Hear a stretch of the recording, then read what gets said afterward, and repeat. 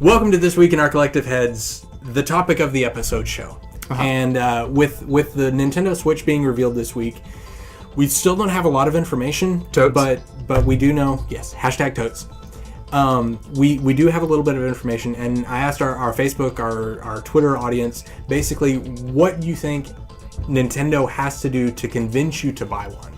So, Patrick, the absent Patrick, says, they have already sold me, but if I can get whatever I want, it would have a great online environment and an SD card slot. Yeah, I'm really skeptical about Nintendo's ability to run a proper online environment. Yeah. Because they have not yet managed to do it, and they tend to be a little bit behind on stuff. So, however, I mean, look at how many times Sony has been down. I think we PlayStation users have been pretty forgiving of online components so far. Right, but at least in that, when it works, it's a good system. Sure, yeah, I would agree with that. Like the Nintendo 3DS online system doesn't really work, and like the Miiverse being separated and like their online components tend to, on a fundamental level, not really get it. Yeah, and Nintendo's never really been known as the online console. I mean, online's been around since, GameCube era, and yet, they've had 3 consoles and like a billion handheld consoles since then, and yet the online component has never really been a big factor in Nintendo fans, really. Alex Kern said he would really like an easier way to play online with friends and fun local multiplayer, and a console version of Pokemon that doesn't suck. I don't know if you're disparaging Pokemon Snap. It probably isn't. Don't do that. Yeah, because Pokemon Snap is awesome. Yeah. But yeah, it's a lot of our concerns moving forward have to do with how the online play is going to work, and like it. I don't know. We'll see. Like my big thing is I want a system where if I pick up my phone and I buy a game and it goes to my account, and then I can download it on my Switch. Yeah. That's how the basics of how this works. That's how it works with iPhones and Androids and Blackberries and Windows phones and the Windows Store, Steam Store. All of it is tied to an account that the developers, the publishers retain, and they're like, okay, here's your things, and it's not tied to the hardware. Nintendo is still tied to the hardware with the Wii U and the 3DS. They're still tied to the hardware. If you lose it, if it breaks, you're boned until you've talked to them for like 3 hours. It's a fundamentally flawed system. Yeah, in terms of online accounts and keeping track of what you as a Nintendo user own the rights to play and stuff. Those things definitely need some reform. Yeah. I'm not like when I go to a Nintendo console, that's never the kind of console that I'm looking forward to like a multiplayer experience. And in some ways, I like that. I don't want them to start integrating like cross-regional multiplayer for like Mario Kart and Super Smash Bros. I really like the feel of knowing that if you want to play this fun party Nintendo first party game, you need to have friends come over to play Super Smash Bros. And Mario Kart. The local multiplayer, and that's something that they have excelled at. They were with the N64. They were the first system to have those 4 jacks where you can have 4 people playing at one time. Yeah, and the last system, because it seems like PlayStation never really been super on board with couch multiplayer or couch co-op, and Xbox used to be known for that back in the 360 days, but Xbox One seems to have kind of dropped the ball on that. Yeah. You can still do like you can still play Towerfall 4-person multiplayer, but in general the ecosystem is not designed for more than 2. Yeah. And I mean, with going back to Microsoft with Halo, they dropped the split screen. Yeah, Gears of War 4 I believe as well. No. Gears of War still. Oh, they retained it. Okay, good. I know this because Patrick is obsessed with it, and he's gone through the series with Whitney, and that's a big deal to them. Okay. And so. Yeah. Good on Gears. Tony Cialdea? All right. He was reluctant to buy a Wii and a Wii U, but after the systems had been out for a while, he was like, okay, I'll get this. And he says that the games they put out are thoughtful and complete, and he's it's not the top end system, it's not the best graphics or whatever, but the games themselves are well thought out. They're smooth. They work. And that's one of the things is the first party Nintendo games remain some of the best in the industry. Yeah. They come out and they just work.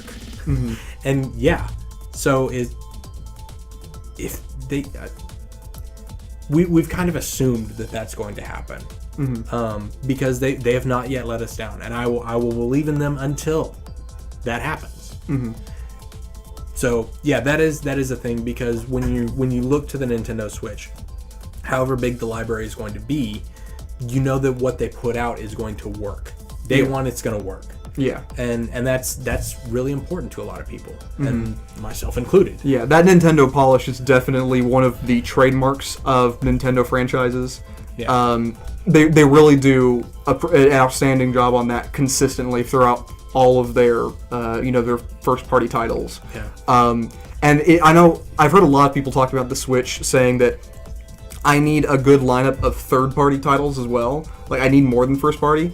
I'm not so big on that. I think when you've got two other consoles and PCs that can handle most third party titles, right? I think it's clear that the availability of third-party titles is not nearly as important for a console's viability as it is the quality and quantity of the first-party titles. Yeah. And Nintendo, I think what they really need to do is they need to expand the breadth of their first-party titles.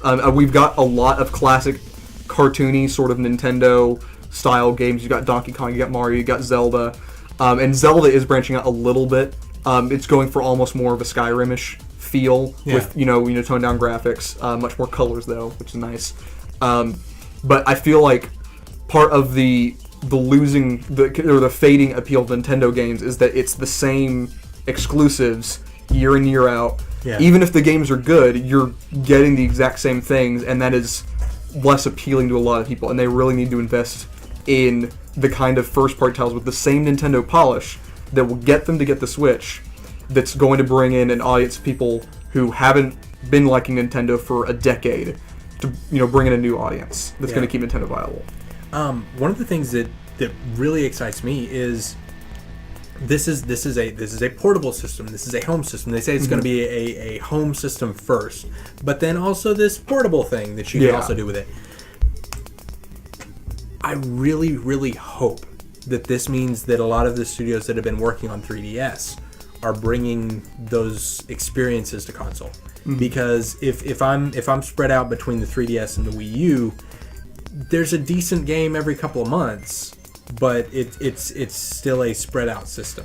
If they're wanting to carry this on first party, and I believe that if they're focusing on a single console, I think they can carry it with just their first party studios. And they really need to, honestly. Yeah. And so if they can do that, and they can bring all the 3DSs and the everything that's over there that's fun, like a full-on console Fire Emblem game. Yeah, that sounds amazing. Yeah, I would be a big fan of that. Last thing that Tony says is, and this is kind of what you were talking about. He says as long as the affordability and value remain true to the Nintendo experience. So if they continue to bring what they've been bringing in previous generations, in previous years, we're there for that. Chris White says the reason I buy Nintendo consoles is for their first party games and a handful of fun third party titles. It appears that we're getting a new Mario game and the new Zelda game, and as long as Nintendo shows that they're committed to the console and deliver a good stream of games, then I'm sold. Some nice cherries on top would be digital purchases from the Wii U for a free or small fee, like $1. I think they did that for the virtual console from the Wii to the Wii U. If you paid $1, you could just kind of transport them over. Okay, that's cool. For Nintendo and Super Nintendo consoles. So please do that again and put it on a thing where I can just own it. Yeah. And that's and then he said HDR would be nice, but I know that's a pipe dream. Nope. I don't think that's happening. But yeah, so the news is exciting. We'll see what happens next. So let us know your thoughts on the Nintendo Switch, the NS. And yes. One letter change now. Right. Yeah. I'm still gonna be saying an X. I'm gonna have to put money in the thing. So yeah. So comment and like, subscribe, share, all that stuff, and hit us up on Twitter, Facebook, Google Plus, Instagram. Do we have an Instagram? I think Patrick said we have Instagram. We have a Tumblr. Oh no! Keep the supernatural out of this. No, we mostly follow Dark Souls stuff because Tumblr has some of the best art. Oh yes, I can see that. Yeah, Dark Souls Tumblr art does seem like it could be fun. It's pretty. I may have to get on that. Yeah. Yeah. Also, if you're looking for Dark Souls art, look up #InkSouls. There's a guy who's been putting out one every day, and it's like watercolor. I'm sure he's been working on it for a lot longer than that. But it's like watercolor art style versions of various characters. My favorite has been Yorm the Giant. Oh, Yorm. Yeah, it's pretty. So yeah, follow us on the various socials and let us know what you're up to, what you're playing, and how excited you are or not excited about the NS. We will see you on the internet.